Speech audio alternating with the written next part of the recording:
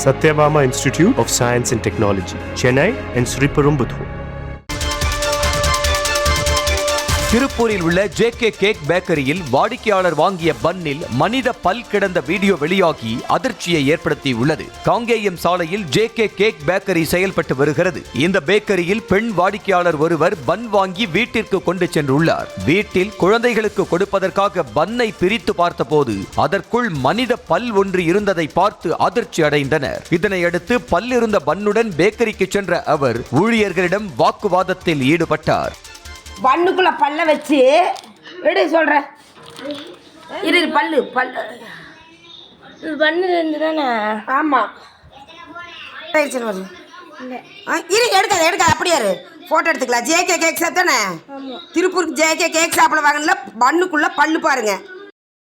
Satyabama Institute of Science and Technology, Chennai and Sriperumbudur.